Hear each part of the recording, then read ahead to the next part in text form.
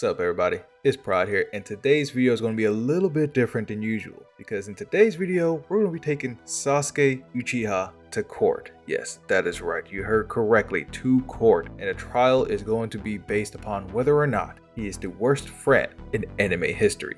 Future Prod here, I just wanted to put this as a disclaimer for anyone wanting to smash their keyboards in defense of Sasuke. This is just entertainment purposes. There are some truths in here though, so you know. But anyway, enjoy the show. Now to catch you guys up on why I'm even presenting this case to you all, I should explain where this argument even came from. See, I made a video about anime's most toxic friendship, and obviously I starred none other than Sasuke and Naruto in that video, and actually sparked a little bit of controversy, so much so that it actually got me thinking, am I wrong to presume that Sasuke was actually a bad friend? Was he forced into the predicaments that he had? Was he being led a dark path that he usually would not trek if he was actually fully capable of thinking for himself? Well, ladies and gentlemen, I piled up all the evidence, I put up all the facts, and I'm going to lay it out here in this video. That way you, the viewer, can make the choice whether or not Sasuke Uchiha is the worst friend in anime history. So now I bring to you the first bit of evidence, where it truly all began, where Sasuke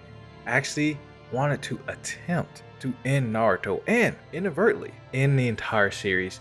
I bring to you Exhibit A, the rooftop.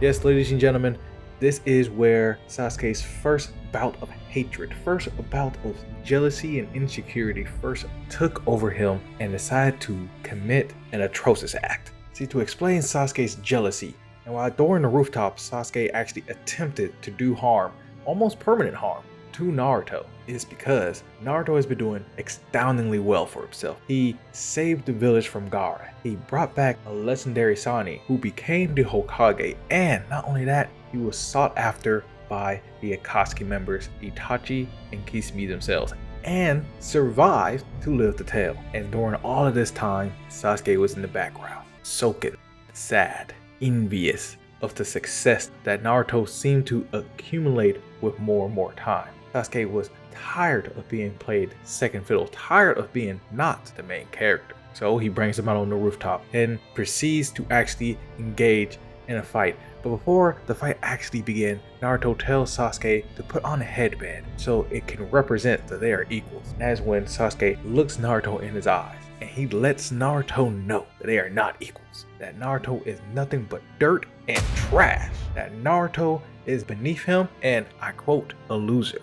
Now, the hint of Sasuke's anger and the bite in his words is already a red flag in this so-called friendship. You're not supposed to be able to beat down your friend when they're on their rise to success. In fact, ladies and gentlemen, if there is a friend out there who is watching you succeed and is slowly making ill-biting remarks at you a little bit more so than usual, a little bit more bite than usual, you might have a case of a hater on your side, and you gotta watch out for them because they could inadvertently end up like Sasuke.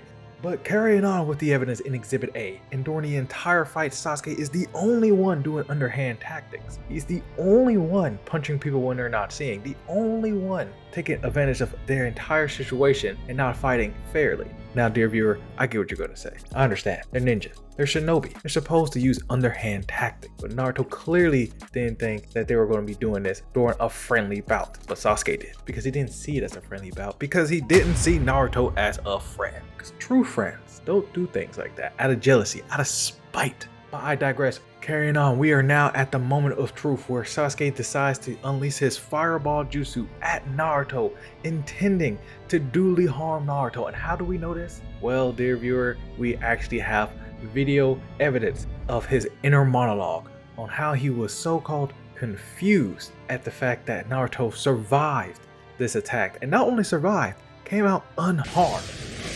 How did he? And there it is, all the proof that we possibly need. And that's when Naruto decides to stop holding back and actually matches Sasuke's energy and decides to unleash his own Rasengan. And then Sasuke sees the Rasengan, has no idea what it is, but regardless of what it is, he decides to unleash a Chidori. He knows what Chidori does. He knows the lethal moves of Chidori. It is made pretty much only to put people in the grave, and he still decided to unleash this attack. Now, I know exactly what you guys are thinking. You guys are thinking, objection! He was just matching Naruto's energy. They were just going to do a simple clash. They were just going to end up just like they did in the valley and just be on the ground, hurt a little bit. But, dear viewer, that's where you're wrong. Because I call to you my first witness, Kakashi Hatake. Were you really going to kill him, Sasuke? Right then and there, a professional shinobi knows exactly what murderous intent looks like. In fact, Kakashi has it on record that he is one of the few that can tell the exact level and danger of a situation even without his Sharingan.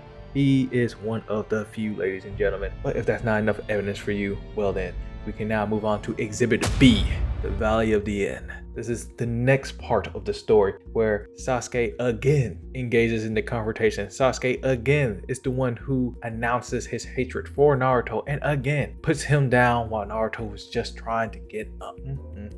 We all know how the fight goes from here, and Sasuke actually attempts to kill Naruto. The show would have been over, ladies and gentlemen, if Naruto wasn't the main character and he didn't have the cursed demon inside his belly. Sasuke aimed for Naruto's heart, but that's when Naruto saves himself again through self-defense, and self-defense only this entire time does he save himself from Sasuke's horrible lapse in judgment, horrible decision making, and Naruto is not killed. As amazing as this fight is, we cannot neglect the fact that this fight only happened because of Sasuke. Only happened because Sasuke couldn't understand and actually could not take it when someone was doing better than him in life, especially someone that he perceived to be a loser. This whole fight is a showcase of how Sasuke feels about the fact that Naruto is only getting better while Sasuke doesn't seem to be doing as good. That's the whole point of this entire fight. Sasuke's, again, insecurities leading to disastrous effects and a tattered friendship. This actually will bring us towards the conclusion of Exhibit B, where Naruto and Sasuke decides to clash like they did on the rooftop, and this time without Kakashi here to intervene. Now, I know what you guys are going to say. None of them were actually seriously hurt, but I must point out a fact. There must be Sasuke and Naruto were both highly enhanced individuals in this particular moment. They were both using immense chakra cloaks and horrendous transformations in order to survive these attacks that they were unleashing upon themselves. That is why they walked away with barely a scratch on them. We already know that Naruto can straight up heal from a Chidori blast completely thanks to the Nine Tails. So that does not absolve Sasuke's behavior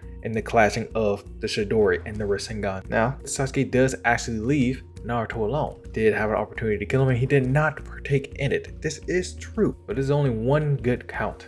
In all honesty, he probably chickened out. Again, he attempted it and he failed, and so he walked away. As we go on to Exhibit C, where Naruto meets up with Sasuke once again with his new teammate Sai and his substitute sensei Yamato. And in fact, they all actually get into a fight after Naruto pleads with Sasuke in order to be friendly and to actually come back to the village and try again. All things might be pardoned. He hasn't actually done any real crimes besides leave the village. No, Sasuke doesn't listen to any of their words, and in fact their words fall on deaf ears as Sasuke engages in a fight with all of them, and he actually beats them all quite easily. So much so that he's actually about to end the entire fight. He says that he can kill them all. And this is where I'd like to remind you, ladies and gentlemen, that Sasuke was going to end them right here and there. Where Sasuke looks at them from the high ground and sees them all gather up, all clustered together. And he raises his hand, indicating that he's about to do one more thing. But what is that thing that he's about to do? Well, there's only a couple other times where he does this exact movement. And each time he does this,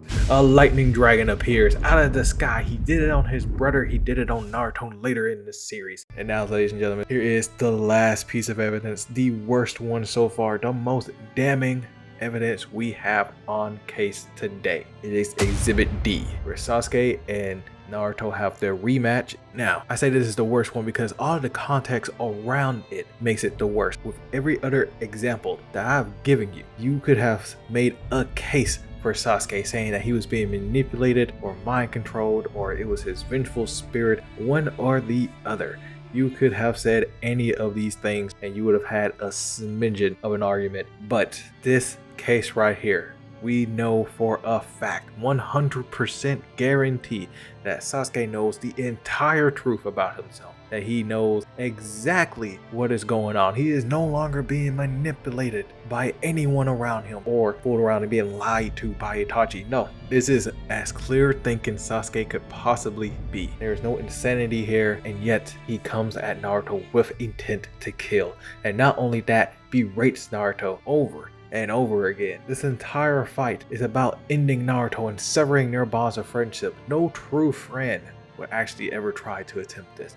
No true friend would do such a dastardly thing after they just succeeded in saving the world. And maybe a friend would go grab a drink with you afterwards after you save the planet. But no, not Sasuke. Sasuke is the only person that will actually look at his so-called friend, his best friend even, his only friend, dare I say, and try to stab him in the back. And literally, he tries to stab this man in the back. And if stabbing him in the back isn't enough, he tries to stab him in the front with a Matarasu spear flames. Ladies and gentlemen, this is uncalled for. This is all the evidence I truly, honestly need to say that Sasuke was not only a horrible friend, he was undeserving of Naruto's friendship. This is the perfect example of Sasuke never wanting Naruto to succeed in life. Because even when he does, Sasuke tries to put him back down, like I've shown you. And for the last piece of evidence, the most gruesome of them all, the worst one I say yet, during Exhibit D, their entire fight, their entire altercation with each other, everything they've been through and everything that happened on this day,